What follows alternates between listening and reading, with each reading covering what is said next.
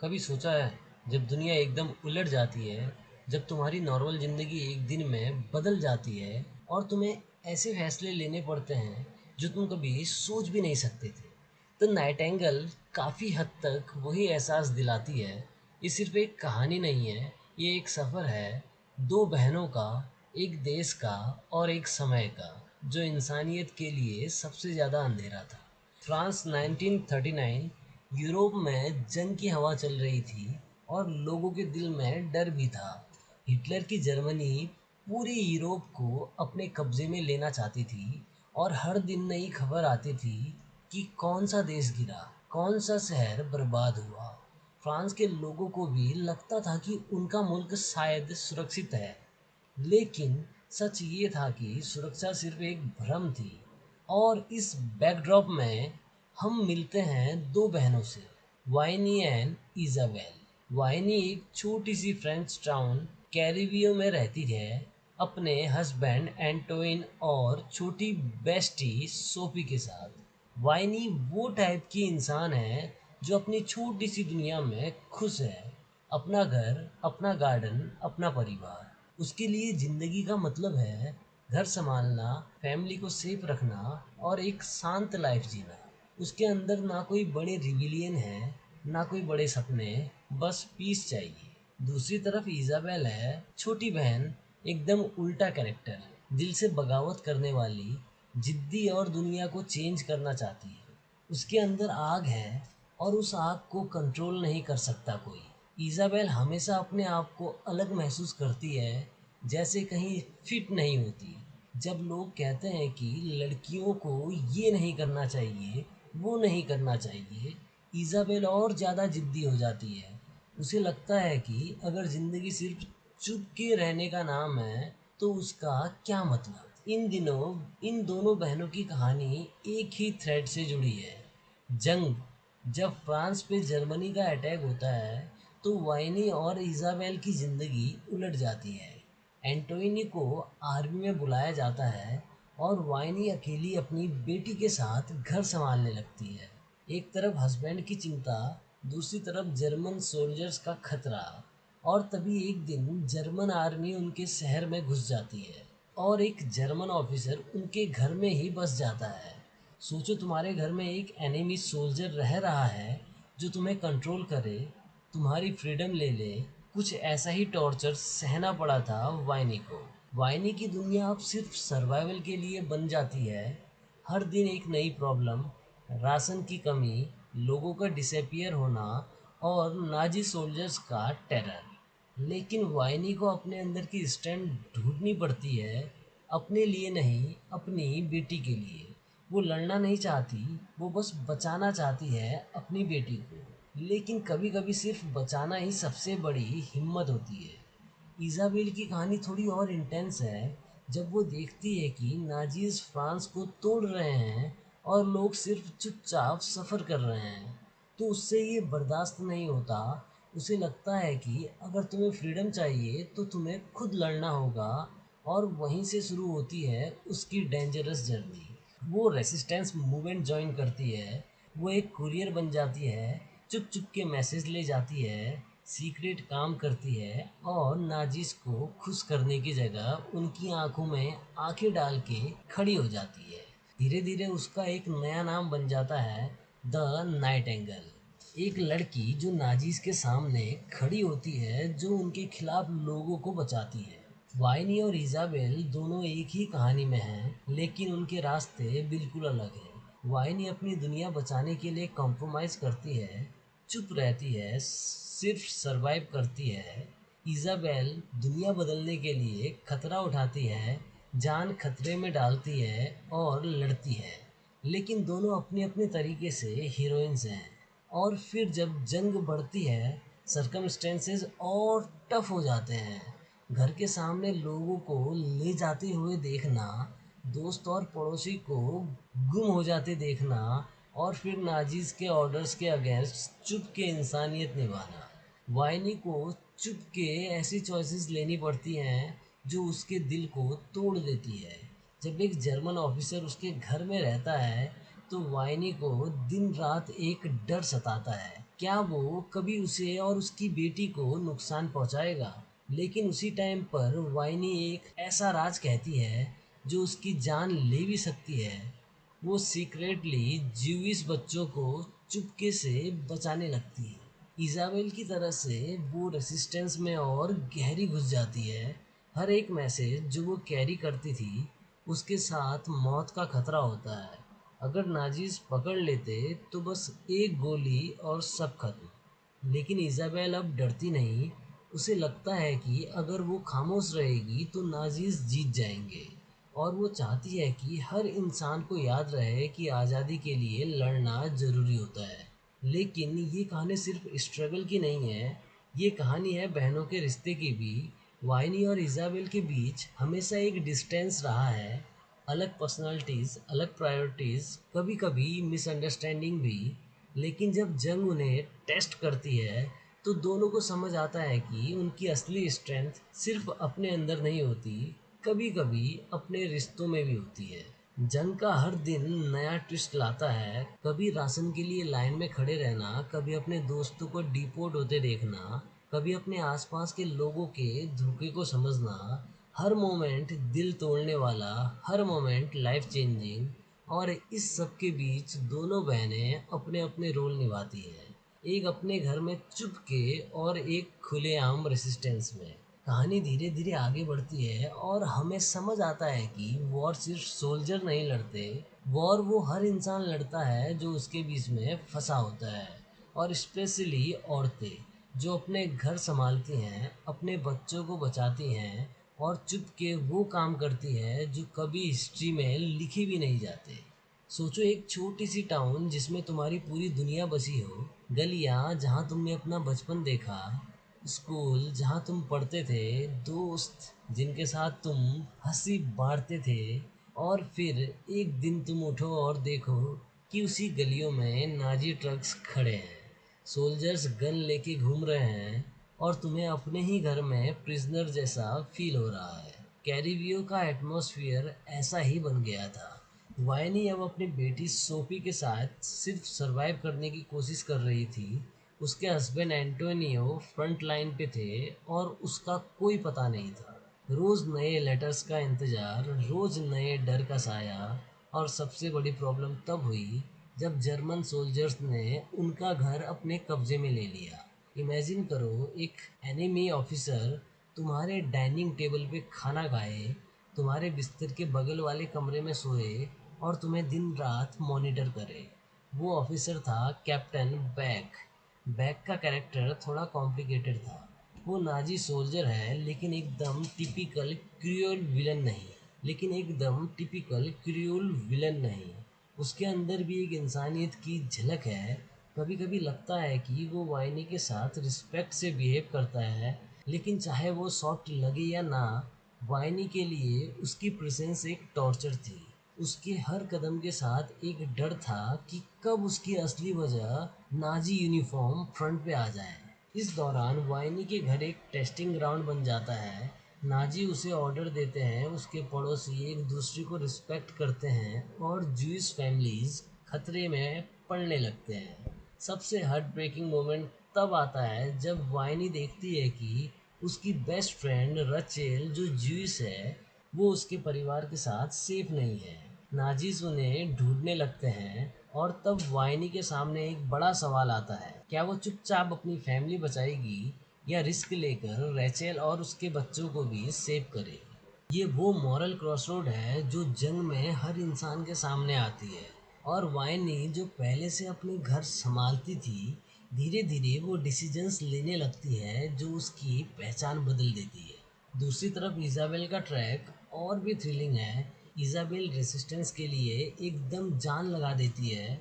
उसका काम मैसेजेस और पेपर डिलीवर करना होता है, ऐसे सीक्रेट डॉक्यूमेंट्स जो फ्रेंच फाइटर्स और एलाइज के काम आते हैं। ये काम सिंपल लगता है लेकिन सोचो जब तुम्हें एक नाजी चेक पॉइंट क्रॉस करना हो, बैग में इलीगल पेपर्स छुपा के और सोल्जर्स तुम्हें घूर घूर के देख रहे हो, बस एक सेकंड में सब खत्म हो सकता है। इज़ाबेल ऐसी सिचुएशंस को रोज फेस करती थी, लेकिन इज़ाबेल के अंदर एक स्ट्रेंज कॉन्फिडेंस था।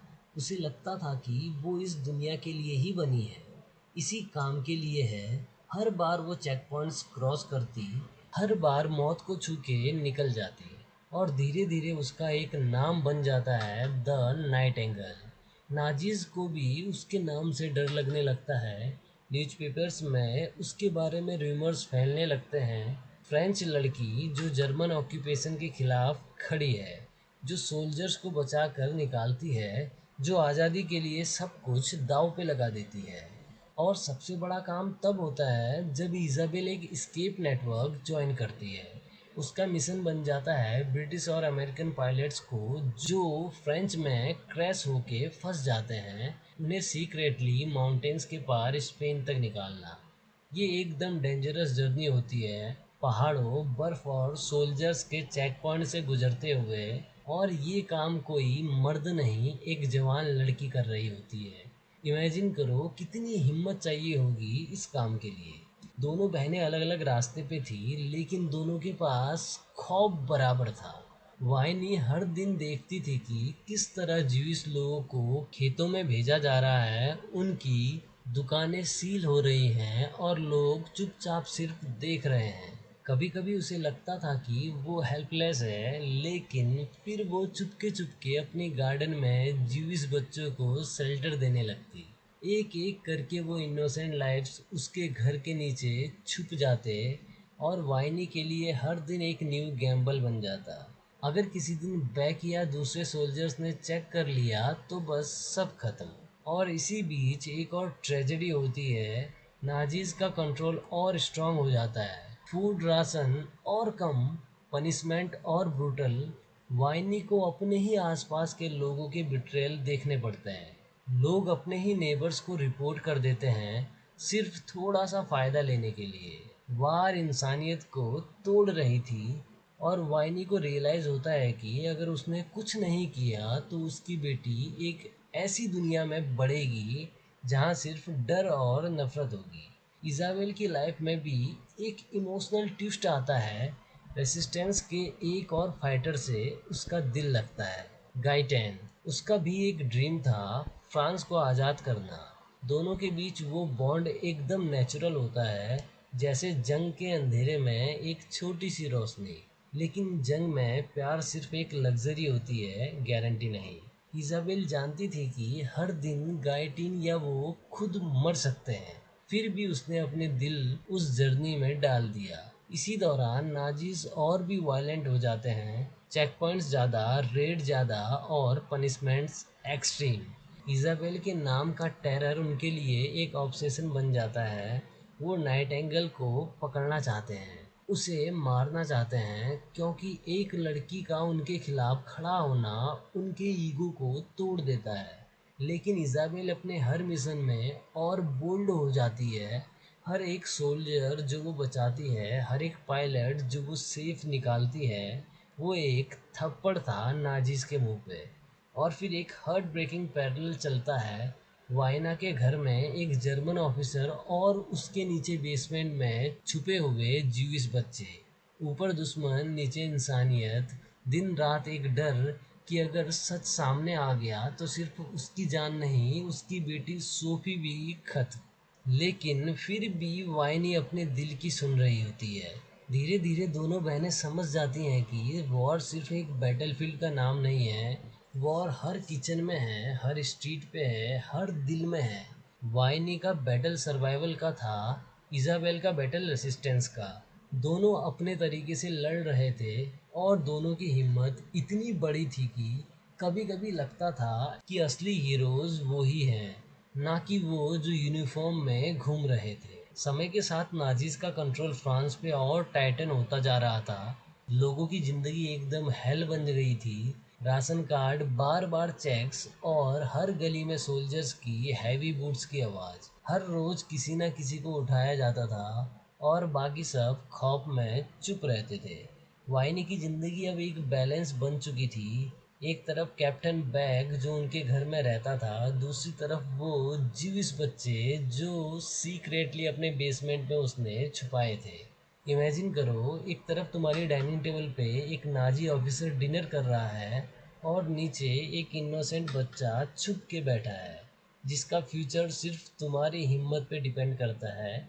हर दिन एक डर था कि कहीं बैक या कोई और सोल्जर बेसमेंट में ना घुस जाए। कैप्टन बैक सरप्राइजिंगली कभी कभी इंसानियत भी दिखाते थे। वो वाइनी के साथ हार्श नहीं होते, सोफी के साथ सॉफ्ट बिहेव करते, और कभी कभी लगता था कि शायद वो भी इस वॉर से थक चुके हैं। लेकिन वाइनी उस पर कभी पूरा ट्रस्ट नहीं कर पाती। क्या पता एक दिन वो सब एक्सपोज कर दे जो उसने छुपाया है। वॉर में इंसानियत और खतरा दोनों एक ही चेहरे के अलग अलग पहलू होते हैं। एक दिन ऐसा ही एक बड़ी ट्रेजेडी होती है। वाइनी की सबसे प्यारी दोस्त राचेल राचेल एक ज्यूस थी, और उसका एक छोटा बच्चा सारा। जब नाजीज उन्हें कैप्चर करने आते हैं, वाइनी कुछ कर नहीं पाती। वो हेल्पलेस दिखती है। कैसे राचेल और उसके बच्चे को लेकर सोल्जर्स ट्रक में डाल देते हैं, और ये सीन वाइनी के अंदर एक तूफान खड़ा कर देता है। उसे रियलाइज होता है कि सिर्फ चुप रहना इंसानियत नहीं है, कभी कभी रिस्क लेना ही ज़रूरी होता है। उस दिन से वाइनी और ज़्यादा स्ट्रांगली डिसाइड करती है कि वो हर बच्चे को बचाएगी। दूसरी तरफ इज़ाबेल अपने रेसिस्टेंस वर्क में और बोल्ड हो जाती है। अब वो सिर्फ कुरियर्स का काम नहीं करती, वो एक्टिवली पायलट्स को रेस्क्यू करके एस्केप कराती है। Mountains routes, snow, dangerous check points, सब कुछ वो फेस करती है। उसकी एक आइडेंटिटी बन जाती है, द नाइट एंगल। नाजीज को लगता था ये एक मर्द होगा, क्योंकि इतना डायरिंग काम एक लड़की करे, ये उनके दिमाग के बाहर था। लेकिन ये इज़ाबेल का सीक्रेट वेपन था। उनकी नज़र में वो इम्पॉसिबल थी, और इसी वजह से वो हर बार बच जाती। लेकिन रेसिस्टेंस में लाइफ सिंपल नहीं थी। हर बार एक नई बेट्रेयल, एक नया रिस्क, एक गलती और सब खत्म। इज़ाबेल के एक मिशन में उसके ग्रुप के एक बंदे की वजह से सब कुछ ऑलमोस्ट कोलैप्स हो जाता है। नाजीज उनके पीछे होते हैं और बचना एक मिरेकल लगता है। फिर भी इज़ाबेल अपने दर्द और थकान को इग्नोर करके लड़ती रहती है। उसके लिए अब ये पर्सनल हो गया था। ये सिर्फ फ्रांस की आज़ादी नहीं थी, ये इंसान की डिग्निटी का बैटल था। इसी दौरान एक और इमोशनल लेयर खुलती है, इज़ाबेल और गायटिन के बीच का रिलेशनशिप। दोनों के बीच अट्रैक्शन था, लेकिन वॉर का मतलब था कि कल किसी का भी आखिरी दिन हो सकता है। एक मिशन के दौरान जब दोनों एक दूसरे को खतरे में देखते हैं, तब उनका प्यार और क्लियर हो जाता है। लेकिन गायटिन के अंदर एक गिल्ट था। वो मानता था कि वॉर के वक्त प्यार एक वीकनेस है। इज़ाबेल उससे अलग सोचती थी, उसके लिए प्यार एक स्ट्रेंथ थी। ये कॉन्ट्रास्ट उनके बॉन्ड को और कॉम्प्लेक्स बना देता है। अब वाइनी की तरफ वापस आए तो उसके स्ट्रगल और भी टफ हो जाते हैं। नाजिस और स्ट्रिक्ट हो जाते हैं। अब सिर्फ राशन ही नहीं, डिग्निटी भी छीनी जा रही है। और तब एक और जर्मन ऑफिसर एंटर करता है, कैप्टन बैक की जगह एक नया ऑफिसर, वॉन रिस्टर। और ये बंदा एकदम क्रूएल था। बैक के अंदर जो थोड़ी इंसानियत थी, वॉन रिस्टर में बिल्कुल नहीं। वो एक डिक्टेटर था, हर बात में कंट्रोल, हर इंसान के अंदर डर। उसके आने से वाइनी की लाइफ और भी हेल बन गई। वॉन रिस्टर के अंदर वाइनी को और ज़्यादा डेंजरस डिसीजंस लेने पड़ते हैं। वो जीविस बच्चों को छुपाना जारी रखती है, लेकिन अब हर दिन एक जानलेवा गैम्बल होता है। सोफी भी अब समझने लगी थी कि उनकी ज़िंदगी में कुछ अजीब हो रहा है, लेकिन वाइनी उसे बचाने की पूरी कोशिश करती है। उसके दिल में सिर्फ एक बात थी, चाहे जो हो उसकी बेटी को सेफ रहना चाहिए। इज़ाबेल मीनवाइल अपने मिशन के दौरान एक हीरोइक एक्ट करती है। वो एक ब्रिटिश पायलट को सेफ स्पेन पहुंचा देती है, एकदम नाजी नोजिस के नीचे से। इस डेयरिंग एक्ट के बाद उसका नाम और भी बड़ा बन जाता है। नाजी पोस्टर में द नाइट एंगल के अगेंस्ट वार्निंग लग जाती है। हर जगह सर्च शुरू हो जाती है। अब उसके लिए फ्रांस में चलना फिरना और भी डेंजरस हो जाता है। लेकिन इज़ाबेल के अंदर एक अजीब सी जिद थी। उसे लगता था कि अगर वो अब रुक गई तो सब वेस्ट हो जाएगा। लेकिन हर हीरो का एक वर्नरेबल मोमेंट आता है। इज़ाबेल को भी बिट्रेल फेस करना पड़ता है। एक मिशन के दौरान उसका एक क्लोज कांटेक्ट उससे धोखा कर देता है, और नाजीज उसके पीछे लग जाते हैं। वो बस तो जाती है, लेकिन उस इंसिडेंट के बाद उसे समझ आता है कि वॉर सिर्फ दुश्मन से नहीं, अपनों के बिट्रेल से भी लड़नी पड़ती है। और फिर एक और शौक वाइनी के लिए, उसकी बेटी सोफी को वॉन रिचर के साथ अडेप्ट करना पड़ता है। वो नाजी कल्चर थोपता है और सोफी को उसके इन्फ्लुएंस में आता देखकर वाइनी का दिल टूट जाता है। एक माँ के लिए ये सबसे बड़ा टॉर्चर था, अपनी बेटी को स्लोली दुश्मन के रंग में रंगते देखना। फिर भी दोनों बहनें अपनी अपनी फ्रंट पे लड़ती हैं। इज़ाबेल अपनी जान दांव पे लगा के रेसिस्टेंस को मजबूत बनाती है, और वाइनी अपने आप को खतरे में डाल के भी इनोसेंट लाइफ्स को बचाती है।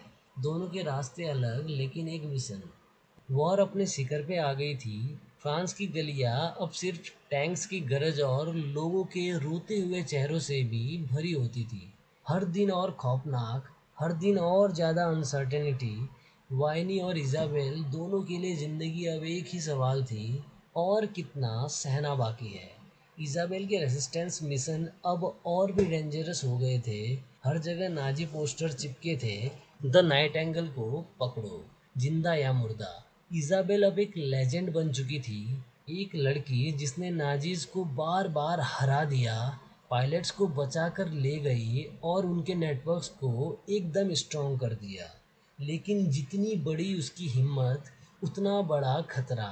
नाजीज अब उसके पीछे बिल्कुल क्रेजी हो गए थे। और वो दिन आता है जब इज़ाबेल फाइनली पकड़ी जाती है। एक मिशन के दौरान बिट्रेल होता है। नाजीज उसे अरेस्ट कर लेते हैं। जेल की दीवारों के अंदर उसका टॉर्चर शुरू होता है।